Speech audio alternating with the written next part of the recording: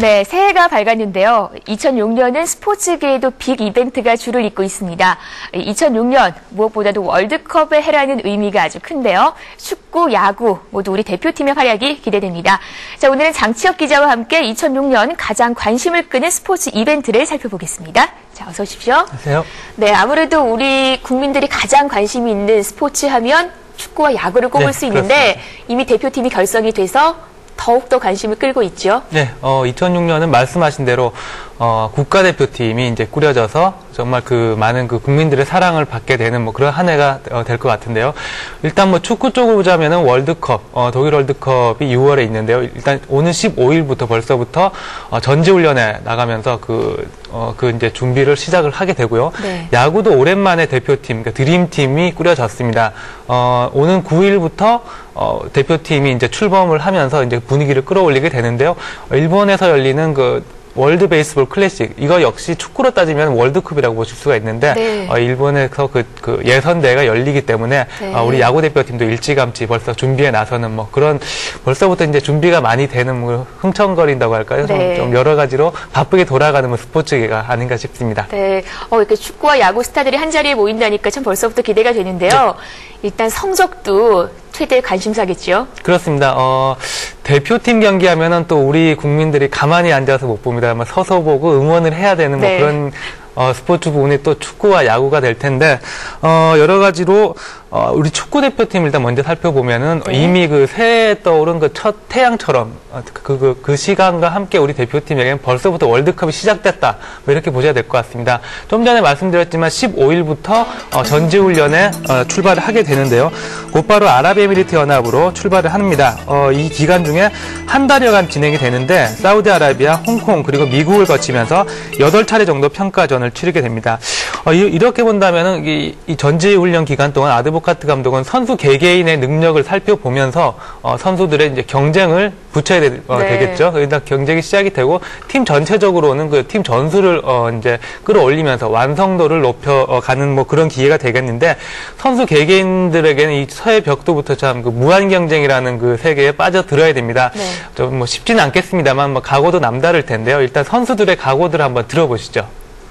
일단은 선의의 경쟁이고요. 그다음에 항상 제가 얘기했듯이 제가 말에 너무 좋았기 때문에 이 탄력을 받아서 2006년 초나 월드컵까지 이어간다면은 분명히 좋은 일이 있을 거라는 생각을 분명히 갖고 있고요.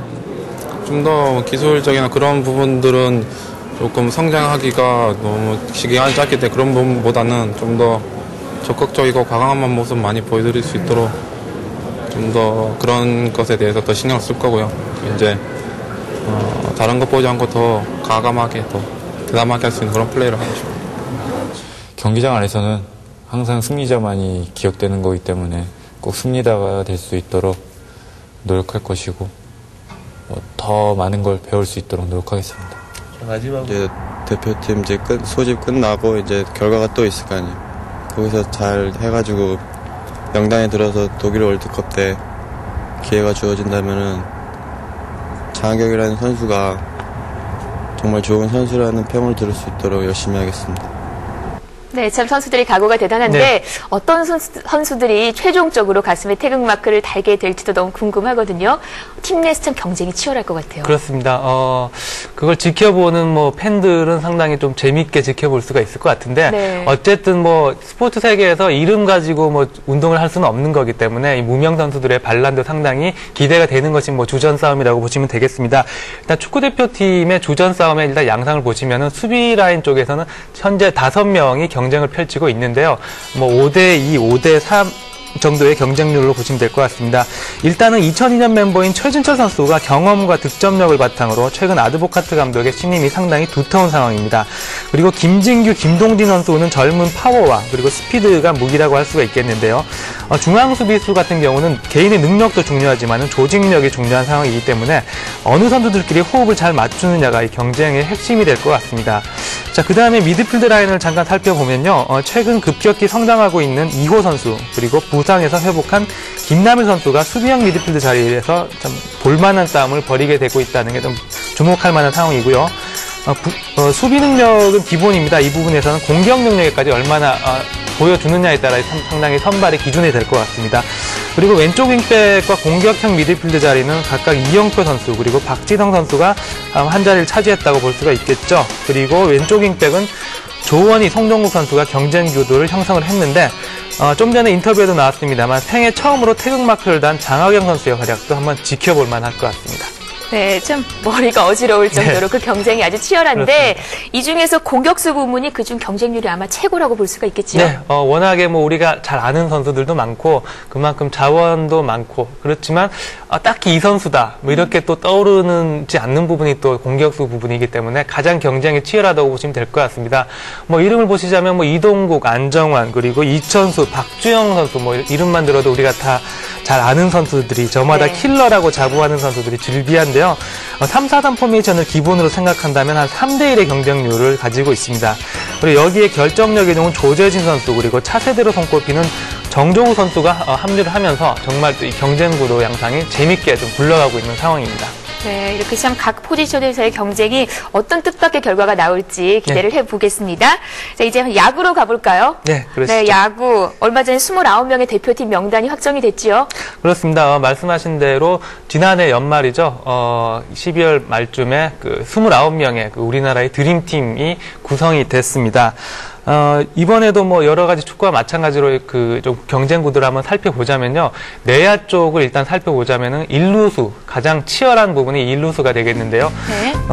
지바마린스의 이승엽 선수, 그리고 LA 다저스의 최희섭 선수. 타격하면 정말 둘째 가기가 서러운 선수들이 아니겠습니까? 그만큼 당일의 컨디션에 따라 선발 일루수의 얼굴이 결정지어질 것으로 보이고요. 수비 능력을 중요시한 2루 쪽에서는 작전 수행 능력이 좋은 김종국이 유력합니다. 3루 쪽에서는 파워 쪽에서 김동주 선수가 앞선다고 할 수가 있겠습니다. 그리고 유격수 쪽에서는 국제 경기 경험 면에서 박진만 선수가 좀 경쟁력을 지니고 있다고 할 수가 있겠고요. 외야 쪽에서는 타격 감각과 찬스에 강한 이병규 그리고 박지영 선수가 경쟁 대열에서 앞자리에 서 있습니다. 그리고 공수를 겸비한 이종범, 박한희 선수가 나머지 자리에서 경쟁을 펼치고 있는 양상입니다. 그래요. 사실 야구하면 투수 노름이다라는 말이 있을 그렇죠. 정도로 어떤 선수가 선발이 될지도 참 큰 관심이거든요. 그렇습니다. 일단 가장 관심이 쏠리는 부분이 또 어느 선수들이 선발로 나올지 뭐 이런 부분이 되겠는데 일단 그 김인식 감독 같은 경우는 손민환, 박재영, 서재영 선수를 가장 중요한 경기에서 선발로 예상을 하고 있습니다. 물론 서재영 선수는 합류를 한다는 가정하에서 뭐 지금 얘기를 하고 있는 거고요. 여기에서 메이저리그 경험을 지닌 구대성, 김선우 선수 등이 중간 개투진을 형성을 하게 될 것 같습니다. 그리고 지난해 야구계에 혜성같이 나타났던 오승환 선수가 마무리로 손꼽히고요. 자, 그럼 박찬호 선수와 김병현 선수 같은 메이저리그의 쓰임새가 어떻게 되느냐? 아직은 결정된 게 없습니다. 김인식 감독은 두 선수의 경우 일단 컨디션을 지켜본 뒤에 중간으로 쓸지 선발로 쓸지 이런 걸 좀 결정을 할 예정이고요. 이런 의미에서 투수들과 배터리를 이룰 선발 포수 자리 역시 홍성우 선수와 진강병 선수가 경쟁을 벌이고 있는데요. 이 역시 당일 컨디션에 따라서 가장 중요한 요소가 될 것 같고 그리고 어느 투수가 나오느냐에 따라서 그 투수와 궁합이 잘 맞는 포수가 나올 것 같습니다. 네, 이렇게 참 대충의 수비 라인업이 구성이 됐는데 요거를 기초로 해서 네. 또 예상 타순도 한번 짜볼 수가 있을 그렇습니다. 것 같아요. 수비 이 라인업 못지않게 궁금한 게 또 타순이 되지 그렇죠. 않겠습니까? 워낙에 야구라는 게 변수도 많고 작전 여러 가지 수행 상황이 많기 때문에 여러 가지 변수가 많겠습니다만 지금까지 어떤 국제 경기 결과를 놓고 좀 산정을 한다면은 기본적인 라인업이 구성되지 않을까 하는 생각인데 네. 일단 상위 타선을 보자면은 이병규 선수 그리고 이종범 선수, 박한희 선수 등이 일단 1, 2번에 포진을 할 수 있을 것 같습니다. 모두 작전 수행 능력이 뛰어난 선수들이죠. 그리고 클린업 트리오는 아무래도 이승엽, 김동주, 최희섭 선수 그리고 타격감과 파워가 좋은 선수들이 유력할 것 같고요. 이보다 펀치력이 있는 박재영 선수가 뒤를 바치게 될 것 같습니다. 그리고 7번은 두 포수 중에 한 명이 될 것 같고요.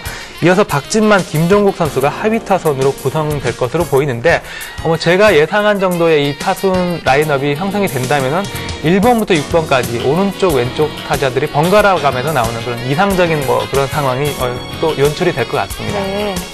그래요. 참 이렇게 이름만 봐도 너무너무 화려한 선수들인데 그렇습니다. 우리가 또 이렇게 미국 본선 대회에 나가기 위해서는 일본 예선 대회를 통과를 해야 하잖아요. 네, 그렇습니다.